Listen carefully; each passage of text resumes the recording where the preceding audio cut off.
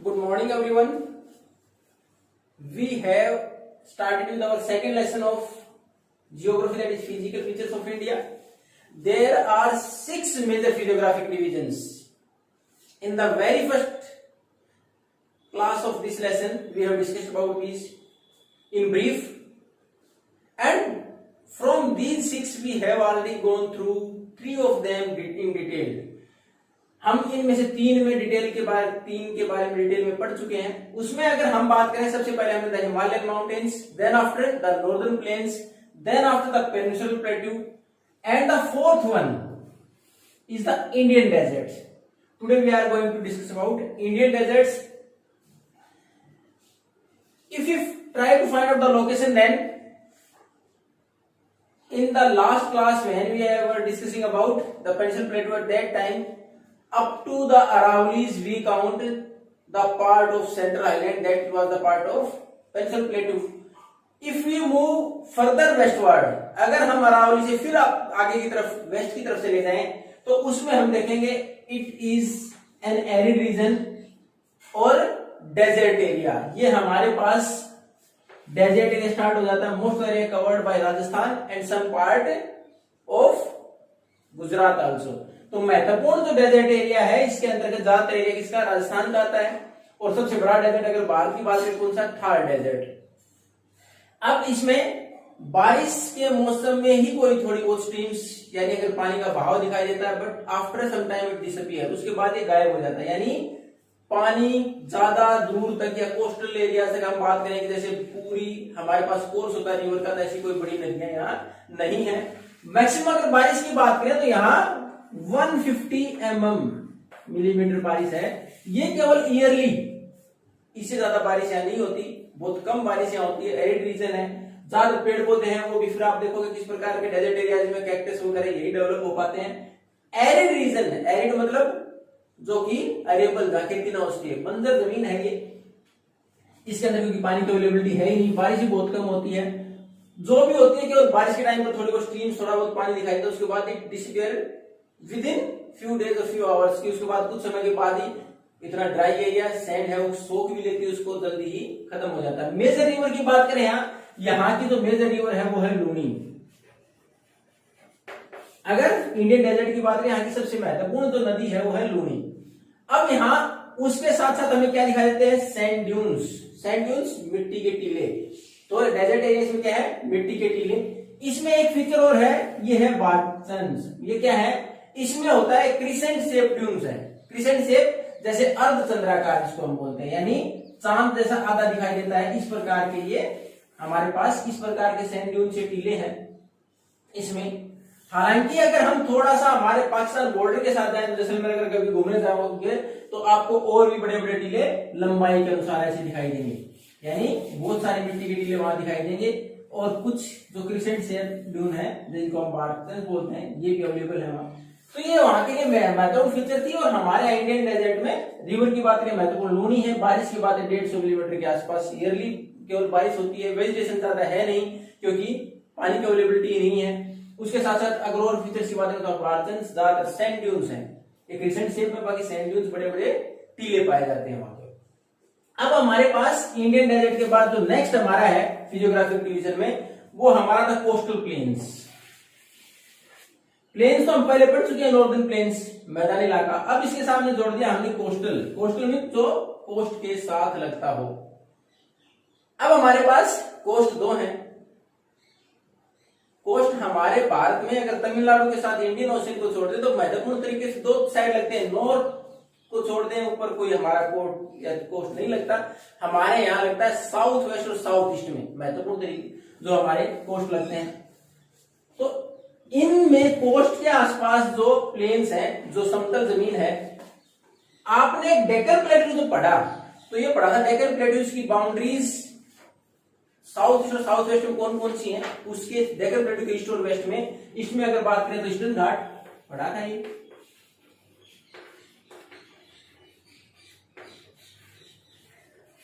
और वेस्ट में वेस्टर्न घाट.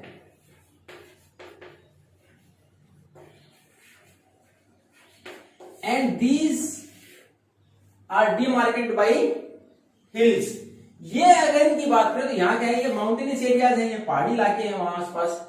अब इन घाट से और कोस्ट के बीच में जो तट है उसके बीच में जो मिट्टी जमा हुई है वो क्या है, कोस्टल प्लेन्स।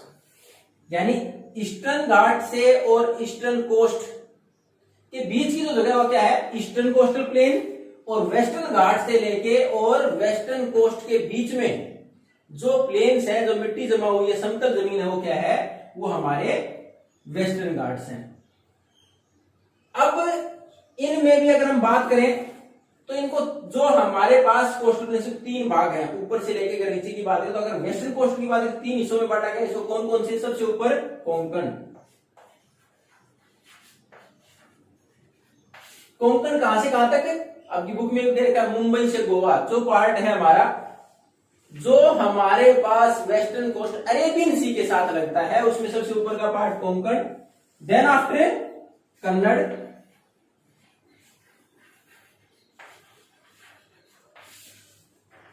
ये न्यू मैंगलोर लगता है कर्नाटक का थोड़ा हिस्सा है, सेंट्रल पार्ट है, और लास्ट जो उसके बाद केरला तक लगता है ये मालाबार। यानी हमारे वेस्ट जो हमारा कोस्टल प्लेन्स है, वेस्टर्न कोस्टल लाइंस है, उसको हम 3 हिस्सों में बांटे, 3 पार्ट, सबसे ऊपर का कोंकण, फिर कन्नड़ और फिर मालाबार। और यहां ज्यादा कोस्टल प्लेन्स की विड्थ ज्यादा नहीं है वेस्टर्न पार्ट में। उसके बाद हमारे पास अगर ईस्ट की बात करें तो ईस्ट को भी हमने 2 भागों में बांटा है। ईस्टर्न कोस्टल प्लेन्स की जो बाउंड्री है उसको भी हमने 2 भागों में बांटा है, नॉर्थ से साउथ। तो ऊपर का जो हिस्सा है वो तो कहलाता है नॉर्दर्न सर्कल,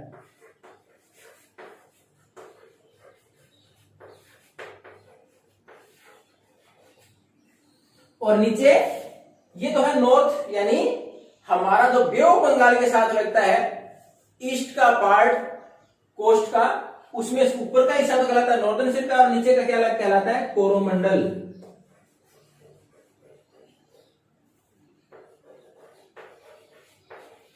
नीचे का हिस्सा क्या है, कोरोमंडल। तो इसमें 1 नंबर में अगर आपसे क्वेश्चन पूछ लिया जाए what are 3 divisions of western coastal plains, तो उसके 3 बता देंगे तो हमारे पास कोंकण, कन्नड़ और Malabar. And what are 2 major divisions of eastern coastal plains are northern circle and Coromandel. ये हमारा विभाजन है। ये अगर वेस्ट से तुलना करें ईस्टर्न की तो these are wider than western coastal plains, ये उससे इनकी चौड़ाई ज्यादा है। और यहाँ फर्टिलिटी के अनुसार भी मेजर रिवर है, महानदी, गोदावरी, कृष्णा, कावेरी, ये नदियां अल्टीमेटली इस चैनल के द्वारा कहां जाके मिलती हैं, बे ऑफ बंगाल में। तो ये large deltas are formed, delta बनाती हैं। तो इस साइड विड्थ ज्यादा है। अगर इधर की बात करें कोस्टल प्लेन, पहले इंडियन डेजर्ट, उसके बाद कोस्टल प्लेन में हमारा वेस्टर्न घाट से लेके वेस्टर्न कोस्ट के बीच में जो प्लेन्स हैं, जो मिट्टी जमा हुई है, समतल जमीन है, वो है वेस्टर्न कोस्टल प्लेन। ईस्ट में ईस्टर्न घाट, जो पर्वत श्रृंखलाएं हमारी नीलगिरीज वगैरह, उससे लेके और हमारा ईस्टर्न कोस्ट जो लगता है बे ऑफ बंगाल के साथ, उसके बीच में जो मिट्टी जमा होने के बाद समतल जमीन है, प्लेन्स है, वो क्या है, ईस्टर्न कोस्टल प्लेन्स। उसके फिर हमने डिवीजन पढ़े, वेस्ट में 3 है, कोंकण, कन्नड़ और मालाबार। और अगर हम ईस्ट की बात करें तो नॉर्दर्न सर्कल और कोरोमंडल। ये हमारे द डेजर्ट, उसके साथ साथ हमने पढ़ा हमारे तो कोस्टल प्लेन्स। अब उसके बाद हमारा जो इस बुक में लास्ट और जो 6th डिवीजन है वो क्या है, हमारा लास्ट डिवीजन है आइलैंड्स।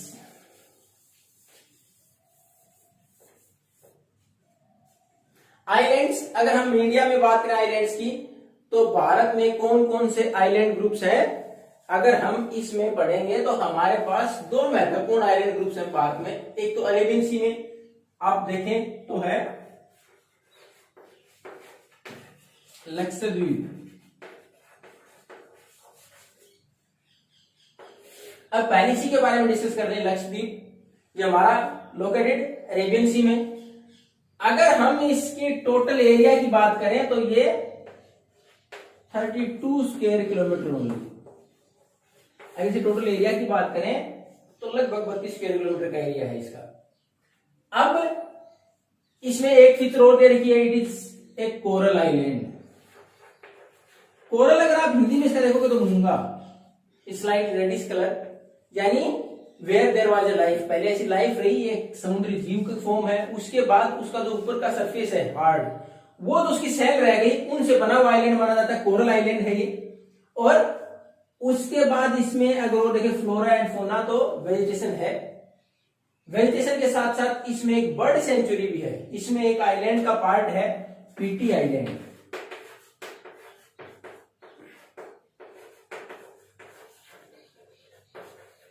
वहां एक बर्ड सेंचुरी भी है।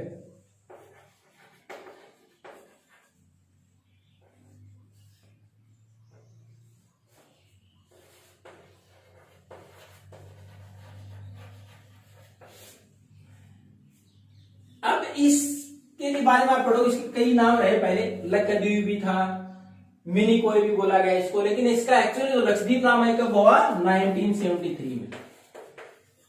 तो ये हमारा, अगर हम आइलैंड्स की बात करें तो हमारा फर्स्ट जो आइलैंड ग्रुप है वो कौन सा है, लक्षद्वीप। कहां, अरेबियन सी में। और उसकी टोटल एरिया की बात करें तो 32 स्क्वायर किलोमीटर। इससे पहले इसका लक्षद्वीप मिनी कोई भी नाम था। अल्टीमेटली जो लक्षद्वीप नाम है 1973 में डिसाइड किया गया। कोरल आइलैंड है ये। उसके साथ साथ यहाँ एक बर्ड सेंचुरी है, और वो कहाँ है, पीटी आइलैंड है इसका पार्ट, उसके अंदर एक बर्ड सेंचुरी है। And flora and fauna, vegetation भी काफी है। दूसरा अगर हम बात करें हमारे आइलैंड ग्रुप की, तो दूसरा आइलैंड ग्रुप भारत में कौन सा है, दूसरा आइलैंड ग्रुप है हमारा अंडमान निकोबार। बे ऑफ बंगाल में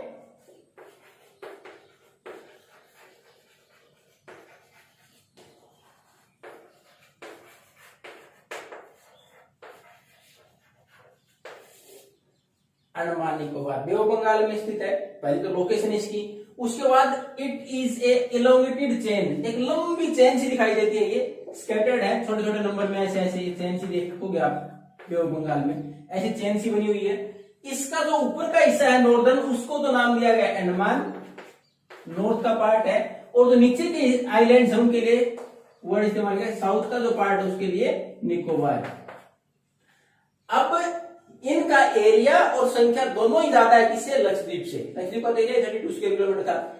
इसका टोटल एरिया आपकी बुक में मेंशन नहीं करता, लेकिन इसकी संख्या भी नहीं मेंशन करती, लेकिन हम पढ़ चुके हैं 6-7 क्लास में। इनकी संख्या लगभग 550 के आसपास है, यानी टोटल छोटे छोटे आइलैंड कितने हैं, ये 550 के आसपास। और ये कैसे माना था कि आइलैंड बने किस प्रकार, ये माना था सबमरीन माउंटेन्स की, कुछ एक माउंटेन्स जो कि कभी समुद्र के नीचे चले गए, उसका कुछ हिस्सा ऊपर रह गया, उसका हिस्सा है ये अंडमान एंड निकोबार आइलैंड। और ये अंडमान निकोबार आइलैंड है, ये हमारे लिए, आप देखते हो कि उस साइड से हमारे पास जो कंट्रीज लगते हैं उसके लिए महत्वपूर्ण लोकेशन है। नेवी भी इंस्टॉल कर रखी है हमने वहां, तो उसके लिए भी इंपॉर्टेंट है। वेजिटेशन यहां भी फ्लोरा फोना काफी रिच है, काफी लाइफ है यहाँ। तो ये हमारे थे दो मेजर आइलैंड ग्रुप्स, पहला लक्षद्वीप, दूसरा अंडमान निकोबार। लक्षद्वीप अरेबियन सी में, अंडमान निकोबार बे ऑफ बंगाल में। लक्षद्वीप का एरिया 32 स्क्वायर किलोमीटर, इसका एरिया इसकी संख्या देखिए लगभग 550 के आसपास है, एरिया भी ज्यादा बड़ा है। उसके अंदर एक पीटी आइलैंड इंपॉर्टेंट है, और उसमें भी फ्लोरा एंड फौना काफी विकसित है। अब ये सारी चीजें हमने पढ़ी, तो अगर पूरे लेसन का कंक्लूजन निकालें तो हमारे पास एक एरिया दूसरे का कॉम्प्लीमेंट है, दूसरे का सहायक है, दूसरे को आगे बढ़ाता है। अब इसमें बात करें हिमालयन माउंटेन्स की बात करें, किस लिए यूजफुल है, for water resources. Most of the perennial reverse, most of perennial reverse originate from Himalayas. ज्यादातर जो इसमें साल भर पानी रहता हो, ज्यादातर जो वो नदियां जिनमें साल भर पानी रहता है, पेरेनियल रिवर्स कौन सी थी जो सारा साल पानी रहे, वो हमारे कहां से निकलती है, माउंटेन से। उसके बाद अगर नॉर्दर्न प्लेन्स हमने पढ़ा, वो हमारे लिए क्यों इंपॉर्टेंट है, northern plains it is the store house of grains, एक तरह से ग्रेनरी, एग्रीकल्चर काफी डेवलप है, जिसके आधार पर हमारे सबसे पॉपुलेटेड एरिया भी है, खेती सबसे ज्यादा होती है हमारे पास, अनाज की जरूरतें पूरी करने के लिए नॉर्दर्न प्लेन्स है। उसके बाद अगर प्लेट्यूज की बात करें तो वो हमारे लिए क्यों इंपॉर्टेंट है, प्लेट्यूज हमारे लिए इंपॉर्टेंट मिनरल रिसोर्सेज के लिए, हमारे पास जो खनिज पदार्थ है उसके लिए ज्यादा इंपॉर्टेंट है। और उसके साथ साथ हमारे पास आइलैंड ग्रुप्स हैं, या फिर बाकी जो जगह रह गई, ये सारी क्या है कि हमारे टूरिज्म को डेवलप करने के लिए, हमारे पोर्ट्स को डेवलप करने के लिए, बाहर व्यापार के पर्पज से, तो ये सारे एक दूसरे का कॉम्प्लीमेंट है, एक दूसरे के सहयोग के लिए हैं। और इस प्रकार हमारे देश के अंदर इतनी रिच डाइवर्सिटी और हमारे देश का इतना बड़ा development, it is not possible without such diverse physiographic division. इतना सारा डिवीजन है, उसकी वजह से हम इस प्रकार आगे बढ़ते हैं। हर प्रकार की हमारे पास फिजियोग्राफिक डिवीजन भारत में अवेलेबल है।